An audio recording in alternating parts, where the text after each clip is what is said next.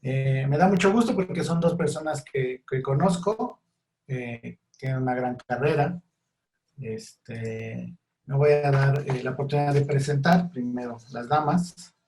Mónica Puigferrat, diseñadora gráfica con especialidad en diseño, tipografía e impresión en la Escuela de Basilia, con maestría en diseño editorial, fundadora de Cuevas Puigferrat Diseño, especializándose en diseño editorial.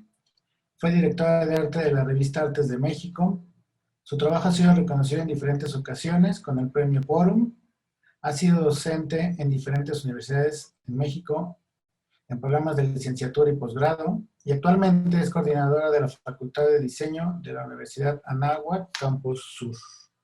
Mónica, bienvenida. Muchas gracias. Buen día a todos. Y bueno, ahora va otro querido amigo, conocido, Javier Alcaraz. Javier, ¿cómo estás? Muy bien, Chava, un gusto saludarte. Saludos, Paco, saludos a todos. Vaney, mamá, que me estás mirando. Voy a hacer una pequeña la semblanza de Javier. Es diseñador gráfico con estudios de diseño tipográfico y dirección de arte para publicaciones periódicas y digitales. Desde 2006 dirige su propio despacho donde atiende proyectos editoriales, cross-media, producción tipográfica y diseño de identidad institucional. Docente entusiasta, realiza cursos y talleres presenciales en línea, tiene dos muy buenos talleres ahorita ahí en Doméstica, sobre diseño editorial, el uso de la letra, las tecnologías para editarla. Es miembro de la TIPI y de la Asociación Mexicana de Tipografía, es miembro fundador. Bueno, pues, Mónica, adelante.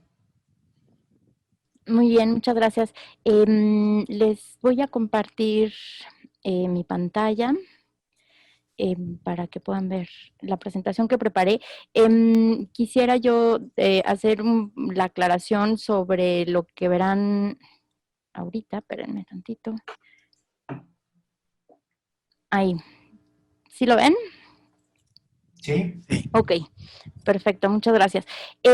Como les decía, Salvador, bueno, primero que nada, muchas gracias a todos por la invitación, Paco, Salvador, Vianey, por todo su trabajo, y gracias a Javier, ya le dije que me corrija cuando me equivoque. Entonces, bueno, lo que yo les preparé respecto del tema que nos pidió Paco que habláramos hoy a Javier y a mí, que tiene que ver con la selección tipográfica, yo lo voy a hacer, por supuesto, a partir de lo que yo hago, que es justamente últimamente, sobre todo, la docencia. Entonces, les traigo un ejemplo de más o menos lo que yo hago y cuál es esta estrategia que yo uso para lo que tiene que ver con la selección tipográfica. Primero que nada, esta sería como el gran moto, el gran, sí, esta gran frase que a mí, bueno, y creo que a ningún diseñador se nos podría olvidar, ¿no? Que la tipografía existe para honrar el contenido. Y esto sobre todo porque lo que la tipografía hace es darle voz al pensamiento y a las palabras de las personas.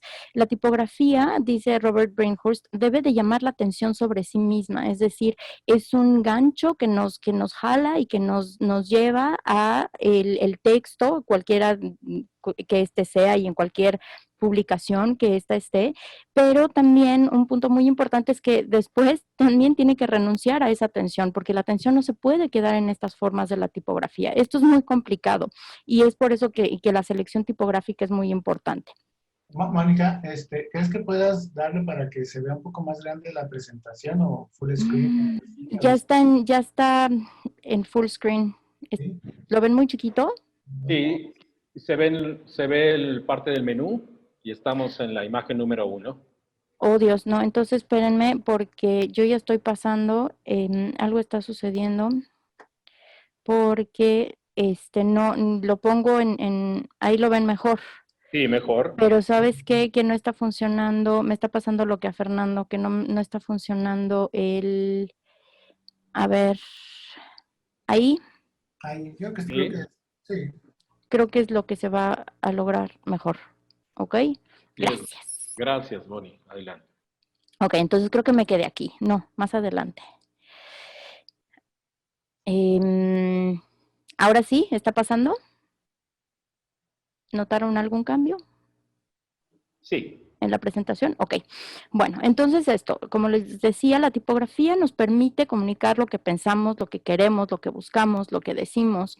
Está en lugar de las palabras. Y las palabras, como les digo, pues están en todos lados. A nosotros lo que nos toca tiene que ver justamente con la comunicación visual y con los mensajes visuales, pero las palabras parten justamente de, por ejemplo, lo que estoy haciendo yo ahorita, que estoy hablando, pero también cómo quedan plasmadas estas palabras en estos mensajes visuales. Por ejemplo, este ejemplo, la palabra perro, que se puede decir de muchas maneras. No es lo mismo decir esto, que decir esto, que decir esto o esto, ¿ok? Y entonces, la tipografía, como vemos, se compone de un esqueleto y un revestimiento, y es el revestimiento lo que nos ayuda a dar la intención de lo que queremos decir, del texto. Estos son más o menos los perros y un colado. Ok, pero entonces, ¿cómo seleccionar la tipografía adecuada a lo que se quiere comunicar? Y existen diferentes estrategias para hacerlo, y esta que les voy a mostrar yo es más o menos la estrategia que yo sigo con mis alumnos para ejemplificar esto. Esta estrategia se refiere primero a que tenemos que tener una clara comprensión del sentido del texto. ¿Y esto cómo lo vamos a lograr? Primero que nada tenemos que leer el texto. Los diseñadores de repente nos cuesta mucho trabajo leer los textos, sobre todo cuando se trata a lo mejor de libros, y el texto no nada más tiene que ver con textos largos, sino también las propias palabras para la generación de marcas, logotipos, en fin. Hay un contexto que está implícito en el contenido, pero también desde el autor y en las distintas publicaciones en las que estos textos van a funcionar. Desde el punto de vista de los libros, por supuesto, también hay que conocer al lector, y en otro tipo de publicaciones tiene que ver también con conocer al auditorio final, al usuario final, quién es, qué le interesa, cómo lee, qué le gusta. Y también desde el punto de vista del texto, tenemos que conocer cuáles son esos niveles de información, cómo está estructurado el texto y cómo funciona la jerarquización de esta información. Por otro lado, también conocer las características formales de la tipografía. O sea, nosotros no vamos a poder usar la tipografía si no la conocemos. Y aquí espero no parecer demasiado en clase, pero acuérdense, soy maestra y eso me dedico. Entonces, las características formales de la tipografía son básicamente 6. No les voy a explicar cada una de estas. Muchos de ustedes se lo saben mucho mejor que yo. Tiene que ver, por supuesto, con estilo, tiene que ver con la caja, tiene que ver con el tamaño, que esta es como muy fácil, y no necesariamente aquí, esta es la de tamaño, sí que tiene que ver con la forma, pero es como, más bien desde mi punto de vista tendría que ver más con la composición, pero bueno. Tiene otras características formales, serían la postura o la inclinación, el peso y el ancho.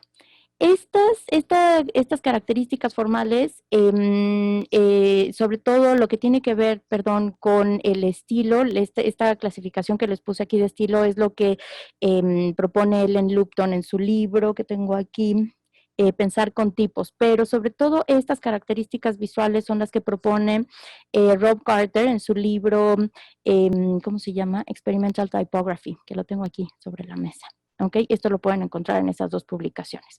Entonces, como les digo, conocer las características formales de la tipografía y entender que por un lado está, como ya habíamos visto, el contenido del texto, y están del otro lado las fuentes tipográficas. Pero ¿cómo lo hacemos para juntarlas?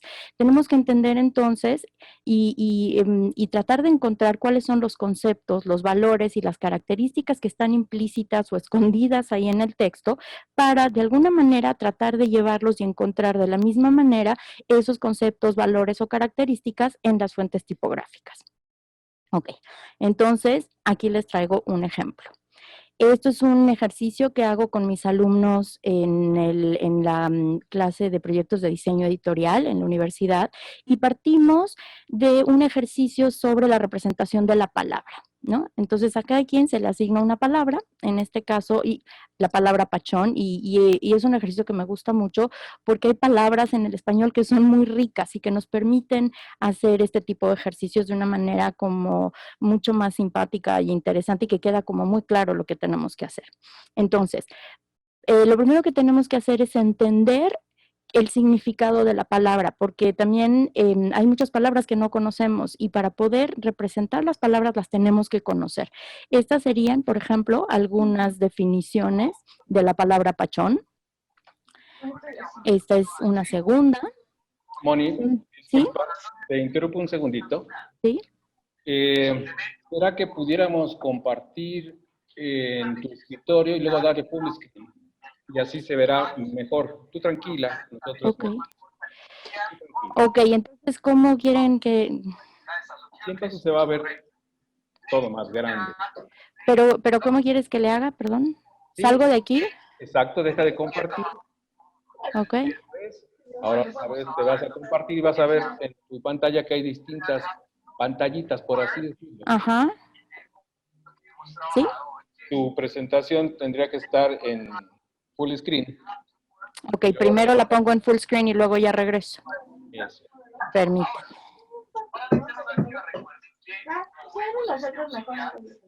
A ver. Permítanme. Sí, aprovecho también para recordarles que nos puedan apoyar apagando sus micrófonos.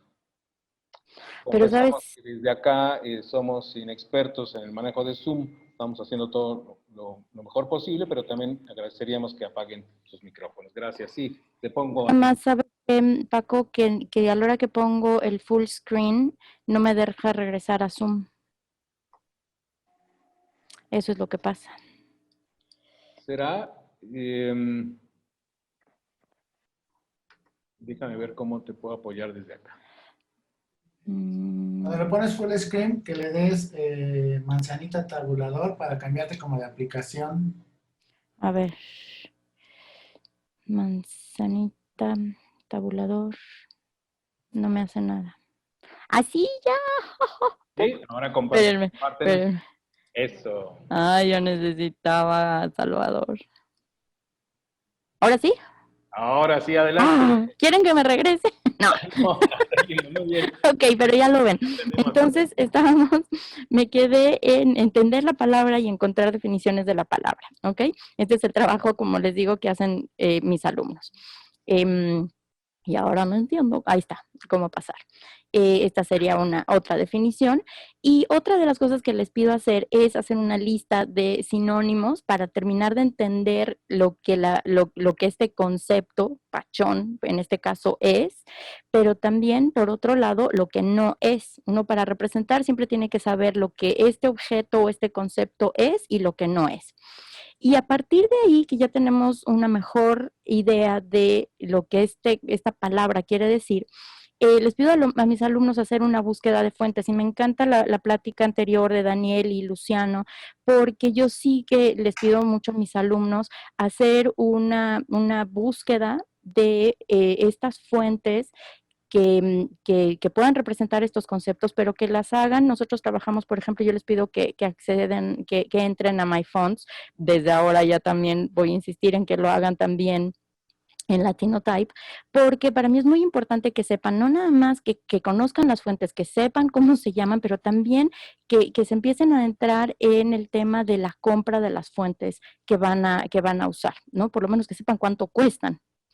Y esto sería más o menos la búsqueda. A partir de ahí, y regresando a la investigación anterior sobre lo que la palabra quiere decir, que se queda con 3 opciones para la representación del concepto. Y después les pido buscar personajes que compartan la definición también de esta palabra.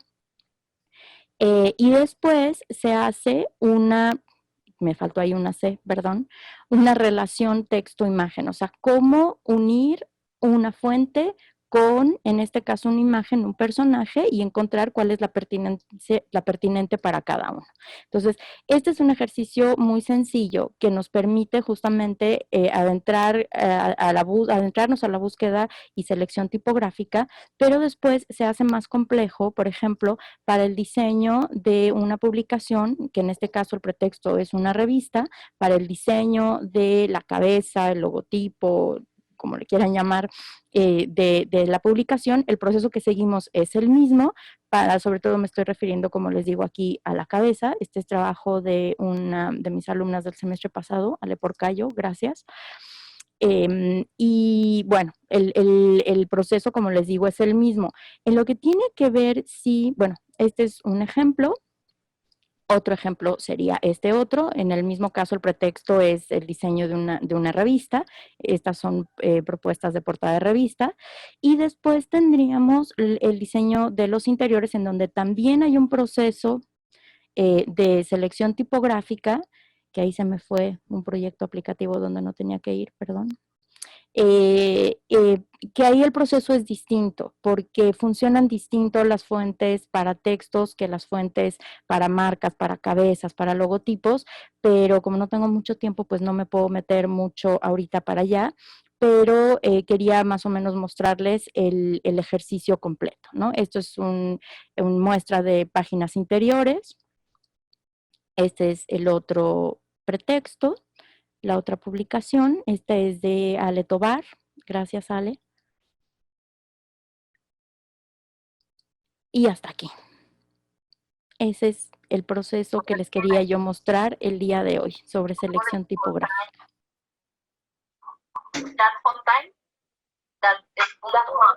Les dejo de compartir mi pantalla. No. Han entrado that font, es el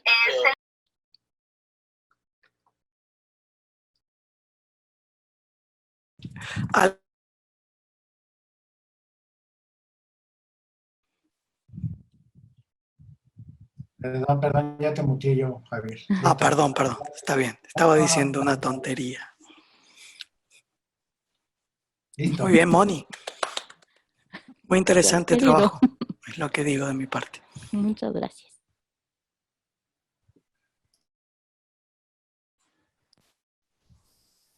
Salvador.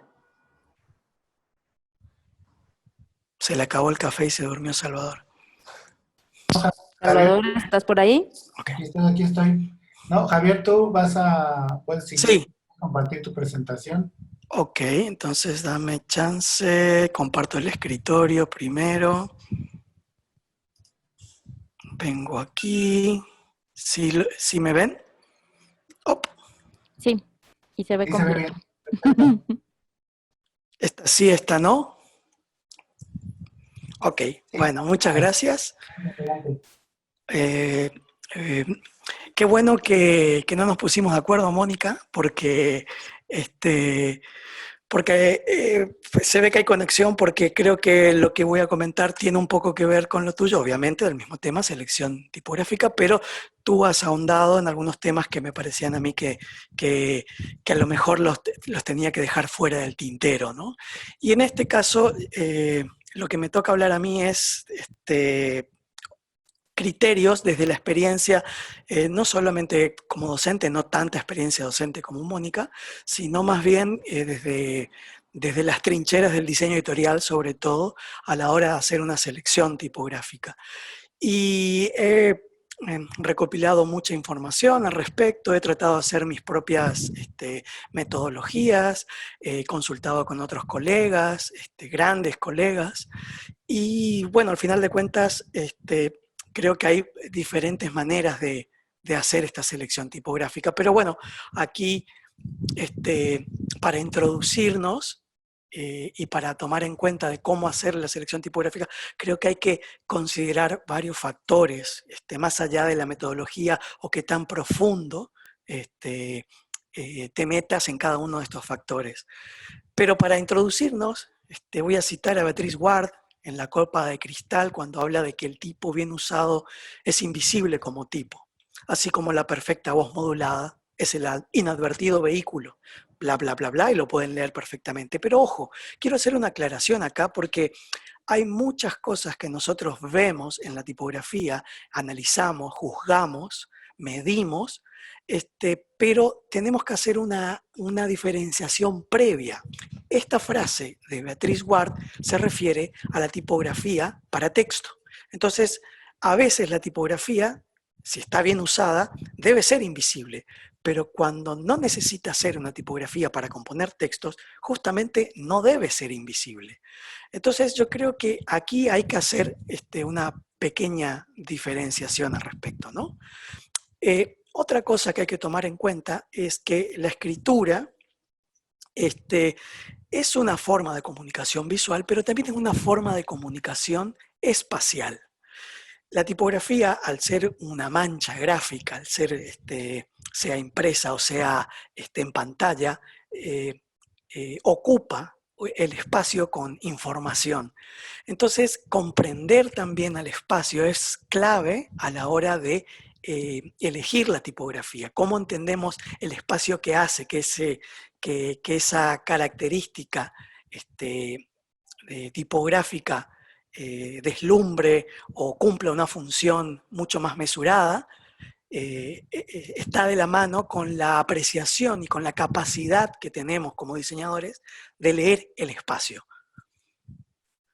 Entonces, para hablar de diferentes criterios para la selección tipográfica, acá hay unos nombres muy genéricos también, ¿no? O sea, no me quiero meter al detalle en todo esto, pero yo creo que sí, siempre hay que considerar cuestiones que tienen que ver con la llamada, y voy a hacer unas comillas gigantes, la llamada legibilidad, ¿no? O sea, ¿qué factores hay en la característica formal de la tipografía, en su constitución formal, para que sea más, y otra vez las comillas gigantes, legible para la lectura, para la percepción, ¿no? Entonces, eso es un ámbito de las consideraciones. Hay otro ámbito de consideraciones que tienen que ver con los hábitos de lectura, y esto va muy de la mano con los géneros a los cuales se le asocian ciertos estilos tipográficos, o más bien el usuario está acostumbrado a encontrarse con ciertos estilos tipográficos de acuerdo a diferentes géneros, ¿no? O sea, una novela de García Márquez quizás en Arial nos va a producir un efecto completamente distinto a si es en Garamond, ¿no? Composición y rendimiento. Este ámbito del criterio tiene que ver con las características de lo que la fuente pueda dar para poder manipularla en la composición, poder generar las jerarquías tipográficas, la estructura y también el rendimiento de cuánto yo puedo componer en una determinada longitud, sea de papel, sea de pantallas. Y hay muchos factores dentro de estos. También están, por supuesto, las estéticas, las que evocan diferentes factores culturales, de apreciación formal. Y también están todas las consideraciones de reproducción. Va a ser para papel, qué tipo de papel, va a ser para impresión, qué tipo de impresión, va a ser para pantalla, para qué tipo de pantalla, dispositivo, va a ser para un ebook, va a ser para una página web. Hay un montón de factores que hay que considerar a la hora de elegir una tipografía simplemente por el medio que va a ser reproducida. Y por supuesto, como ahondaron los colegas de Latinotype, las cuestiones legales y económicas. Y lo pongo así también porque a la hora de elegir una tipografía no solamente implica, ¿no?, todas las consideraciones legales, sino también toda la inversión económica que tenga que hacer el cliente o quien sea. Hay un cacerolazo por ahí. Toda la inversión económica que tenga que hacer el diseñador o el cliente para poder realmente administrar y usar esa fuente. Entonces, hay un montón de factores a considerar, y no solamente por el tiempo de este conversatorio, sino porque da para extender bastante, y cada quien tiene también diferentes criterios para ir puliendo al respecto. Yo creo que hay una consideración previa a todas estas que hay que hacerse a la hora de elegir una tipografía. Y es si las tipografías son mariposas o si son hormigas. Y esta es una metáfora fantástica que la acuña el diseñador de tipos argentino Luis Siquot, al cual admiro mucho, y que no sé si estará viendo alguna de estas conferencias, y si no, si alguien lo conoce y está viendo, mándele un cariño, una admiración gigante de mi parte. Luis Siquot diferencia estos dos grandes grupos primero, ¿no? Las tipografías que son hormiguitas y las tipografías que son mariposas. Y de ahí podemos empezar a pasar a los otros 6 grupos que dijimos y empezar a desglosar y desmenuzar detalles. ¿Qué son estos grupos de tipografías hormigas y tipografías mariposas? Bueno, vamos a hablar de las mariposas, que son esas tipografías que tienen, como las mariposas, una exuberancia formal. Son las tipografías que permiten la apreciación estética de manera individual, letra por letra, glifo por glifo. Vamos apreciando el malabarismo de sus curvas, la velocidad, lo arriesgado de algunas decisiones. Y estas tipografías, como las mariposas, invitan a la contemplación. Son estas tipografías como una mariposa que se posa en un brazo, en tu brazo, uno la quiere mirar detalladamente, apreciar sus colores, sacarle todas sus, deleitarse con toda la capacidad formal que tiene, todas sus características y atributos formales. Pero hay que reconocer que son poco eficaces para tareas pesadas. Nadie vio una mariposa llevando un tronquito hacia su nido. Eso hacen las hormigas, ¿no? Son demasiado llamativas. Las hormigas también necesitan ir un poquito más de bajo perfil para no ser asaltadas por un depredador. Y cuanto más grandes las mariposas, como la tipografía para títulos, es mejor. En cambio, las hormiguitas son...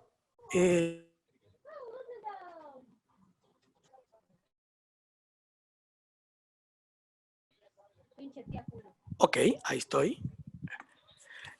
Hablábamos de las hormigas que tienen una discreción formal. Las hormigas no son algo que uno le gustaría tener en una colección en la sala de su casa, ¿no? Vieron que hay esta gente que le pone con alfileres, qué sé yo, los coleccionistas de mariposas, pero no a las hormigas, ¿no? Estas son apreciadas más bien como textura, en el conjunto. Las hormigas invitan a la desatención. Uno no quiere ver uno a uno. Cuando se te posa una hormiga en la mano, lo que haces es sacártela de encima, ¿no? Aparte, si la ves con una lupa, es como un monstruito feo. Son mediocres para tareas estéticas. Son poco llamativas y cuanto más pequeñas, mejor. Sirven como textura. Estas son las tipografías para textos, las que son hormiguitas. Entonces, esta es la primera diferenciación, ¿no? Por eso decíamos también, creo que se me coló esta frase, pero aquí va, estas dos diferenciaciones de la tipografía, ¿no?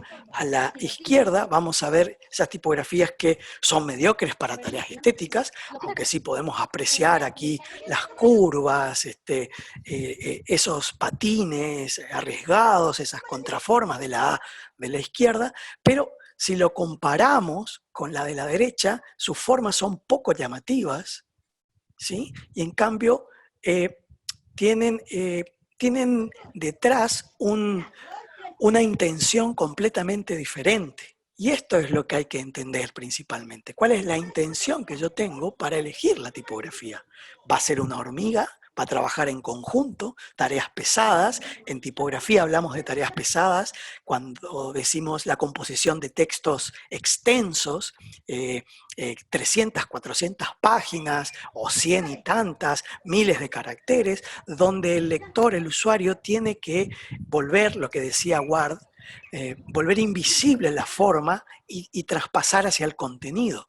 En cambio, cada tanto, cuando tengo que hacer un cambio, una jerarquía, tengo que llamar la atención porque se modifica la estructura de la obra, ahí necesito tener algún atributo que vuelva a la tipografía más llamativa. Puede ser un tamaño, puede ser su forma, porque son tipografías que entre tantas hormiguitas aparecen con vestidos de mariposa, ¿no?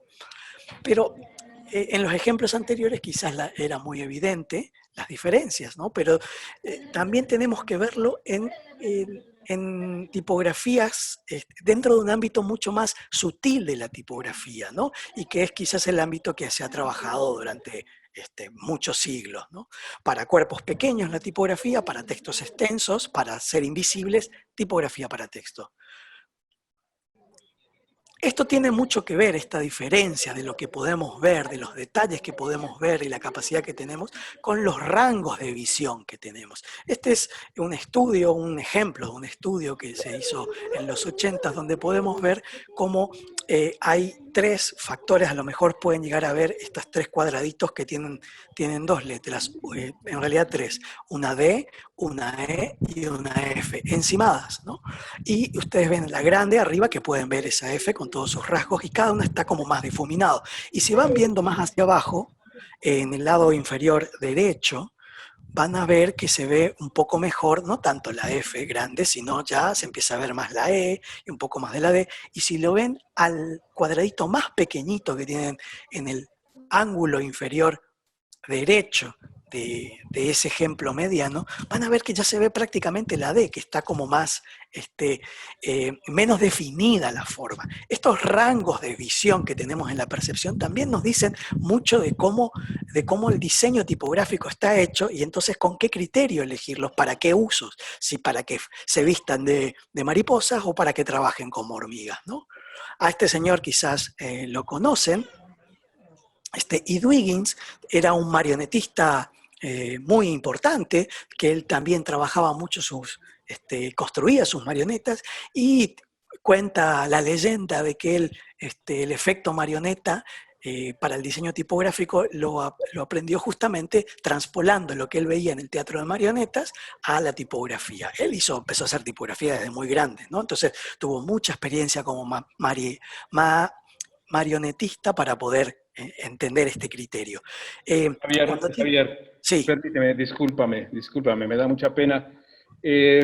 Por favor, micrófonos apagados. Estamos tratando de mejorar la transmisión. Intentamos silenciar a todos, pero desafortunadamente silenciamos también al invitado. Por favor, micrófonos. Seguimos escuchando, micrófonos. Qué pena. Ya, por fin. Gracias. Muy bien. Adelante. Se encontró a alguien. Muy bien, perfecto. Sí. Bueno, entonces el querido Huygens veía en el teatro de marionetas que todas esas marionetas que tenían muchos detalles eran como un poco, digamos, no se apreciaban desde las distancias más lejanas del escenario. Y sin embargo, cuando él trabajaba a las marionetas, simplificando sus formas, se podía dar cuenta de que se apreciaba mejor en general, ¿no? Desde más lejos, la idea, los gestos, la expresión de esa marioneta se percibía mucho mejor. Esto también lo dicen incluso cuando se pasó a toda la parte del diseño digital, en la era digital, Peter Carroll y entre otros, por ejemplo, también muchos estudios acerca de cómo se percibe, ¿no? A la distancia la tipografía, incluso al nivel de resoluciones. Y aquí podemos ver un comparativo de Huygens, ¿no? Acerca de cómo la tipografía puede tener más detalles cuando la podemos apreciar a cuerpos mayores, pero cuando tenemos que utilizarla como textura, esos detalles tipográficos tienen que estar en función a que funcionen cuerpos pequeños, tienen que estar en función a que el blanco sea más generoso, a que no haya ambigüedades en sus formas. Entonces, aquí tenemos dos ejemplos de Baskerville, ¿no? La de arriba es una pensada para textos. Ojo que Baskerville cuando hizo sus diseños tipográficos fue juzgado de un atentado contra la legibilidad en su época, ¿no? Y también por los papeles que hacía. Pero bueno, ese es otro tema. Y el de abajo, por ejemplo, el ejemplo de abajo es una Baskerville, pero big, para tamaños grandes. Entonces aquí podemos ver cómo esas formas se vuelven más caprichosas a medida que yo crezco el tamaño de la tipografía. Entonces, si yo tengo que reducir el tamaño y elijo una tipografía para títulos, justamente lo que voy a hacer es complicarla, no solamente para percibirla, sino también para que se aprecie formalmente todo el potencial de su diseño, ¿no? Fíjense las diferencias que hay, no solo de contraste, sino también de algunos rasgos terminales, ni hablar de la cola de la G, ¿no? Cómo hace este bucle que se abre, que es muy característico del diseño, pero también incluso los patines, ¿no? Cómo se ensanchan los patines para que en un cuerpo pequeño todavía puedan ser percibidos, y en cambio en un cuerpo mayor ya puedo empezar a estilizar y a jugar un poquito más. Hay muchas familias tipográficas que están pensadas en diferentes tamaños. Entonces, este diseño de tamaños ópticos es ya muy viejo. Justamente viene de la época de los punzonistas, que hacían diferentes fuentes para diferentes tamaños. Y esto se trata de capturar desde la era digital nuevamente, que se perdió desde un intermedio a partir desde el pantógrafo, de la fotocomposición, se fue perdiendo la capacidad de mantener ajustes para los diferentes tamaños ópticos. Ahora con las tipografías variables esto también se puede hacer de una manera mucho más custom, si me permiten el anglicismo. Y todos estos cambios y todas estas variables van haciendo que la tipografía tenga diferentes matices, diferentes tonos, y que no solamente varían por ejemplo, en los rasgos, sino también en las diferentes alturas, en los anchos, incluso en los espacios, ¿no? Cuanto más grande es el uso que va a tener la tipografía, más angostos pueden ser los espacios, más altas pueden ser los ascendentes, más profundos los descendentes, más baja la altura de X, ¿no? A la izquierda tenemos una tipografía para títulos de la misma familia Kepler, y a la derecha tenemos la misma familia, pero en una versión para textos. Pueden ver el nivel de contraste, pueden ver la altura de X, va variando, tienen que hacerse estos ajustes porque una tiene que ser mariposa y la otra tiene que ser hormiguita. Entonces, además de todos los planteamientos sobre legibilidad, lectura, estética, reproducción, que podemos extender y definir con mucha profusión, yo creo que es importante al principio diferenciar el uso que va a tener la tipografía y entender cuáles pueden ser sus mejores virtudes. La hormiga no es una tipografía que esté mal pensada, no, generalmente está mal usada. Entonces, aquí están, fíjense al revés, las descripciones, justamente porque me equivoqué, no porque lo hice a propósito, pero voy a aprovechar para ver que la tipografía para textos no tiene formas caprichosas, no tiene más contraste, no es más angosta, la altura de X es más generosa justamente, y el espaciado es mucho más abierto para la tipografía de texto. Todo lo contrario que podemos encontrar en la tipografía para títulos, generalmente, y eso nos puede dar una pauta entonces de cómo juzgarla primero y cómo poderla implementar en una propuesta de diseño. Hasta aquí, no quiero seguir avanzando porque yo tengo la prosa fluida. Cualquier consulta también ahí tienen mi correo, con muchísimo gusto. En la medida de lo posible puedo atender a sus dudas. Muchas gracias. Javier, perdón, te di mute cuando estabas en la presentación, pero ahí tenemos unas broncas con un micrófono. Pues en realidad nos queda bien poquito tiempo. Y batería en mi caso. No sé si alguno de los dos quiere hacer algún otro comentario. Yo quise un poco dejar que Javier se extendiera porque estaba bien bonita su presentación. Ah, gracias. Entonces, gracias. Pues realmente no sé si más, vamos a ver la parte de las preguntas y no sé si más bien Mónica, Javier quieren agregar algo más. Yo nada más voy a comentar, creo que acabamos de ver el espectro muy amplio de la parte, como dice Mónica, que está enfocada en cuanto a la parte de formación, formativa, ¿no? Que creo que es muy importante realmente que los alumnos entiendan esta parte de lo importante o lo que tienen que ir tomando en cuenta para hacer esta selección tipográfica, y ya en lo profesional, con Javier, pues cómo se aplica, ¿no? La verdad es que yo en lo personal, cuando voy a hacer una selección tipográfica para un proyecto, creo que me tardo más en hacer la selección que en hacer el proyecto. Pero bueno, Mónica. Pues nada más insistir en esto que tú comentas, Salvador, o sea, la importancia que tenemos nosotros, diseñadores y también quienes somos docentes, ¿no? De hacer énfasis sobre el tema de el buen uso de la tipografía. Digo, ya la sesión pasada, la conferencia pasada fue una cátedra al respecto y creo que tenemos que seguir insistiendo con ello, nosotros diseñadores, pero también los que somos docentes con nuestros alumnos, ¿no? Exacto. ¿Tú, Javier? Sí, bueno, yo creo que sí, que hay que...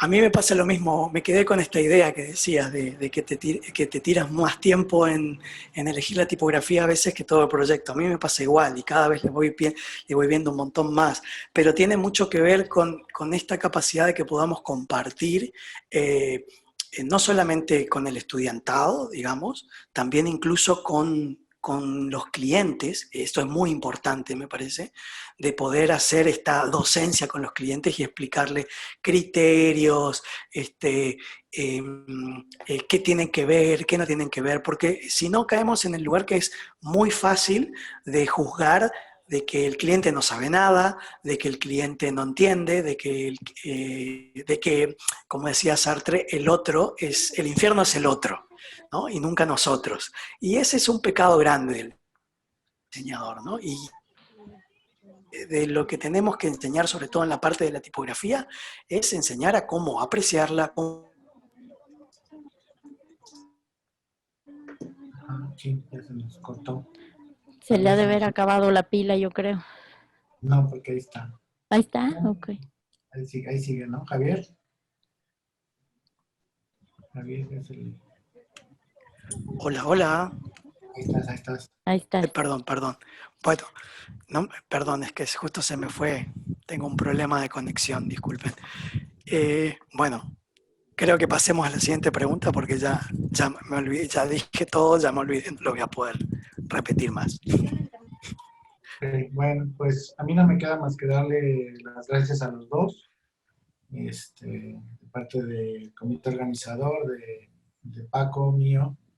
Creo que por ahí ya regresó Paco, ¿no? Paco, ¿estás ahí? Sí, estoy. Sí, muchísimas gracias, Moni, muchísimas gracias, Cerecito, Javier, gusto verlos, compañeros. Gracias a ustedes por la invitación. Sabemos que implica esfuerzo estar en este tipo de actividades extras a las que de manera cotidiana realizamos. En tu caso, bueno, pues estamos en otra parte del mundo, del otro lado del charco. Y pues muchas gracias a los dos. Me parece que el tema siempre por demás interesante de Tini Marín, de Doping, Hueco, Caramaca, Títere fue cuál es la tipografía, sí, claro. Cuál es la hormiguita, cuál es la página. Hay mucho que abordar al respecto. Muchísimas gracias. Desde acá les vamos a mandar un reconocimiento, el premio Tipografilia, con mucho cariño, desde el comité organizador. Ya se los haremos llegar, por supuesto. Muchísimas gracias a todas, a todos los que han estado aquí presentes. Chava, ¿algún comentario? Gracias a ustedes. No, nada. Muchas gracias a los dos. Gracias a ustedes y a todos los que se conectaron. Sí.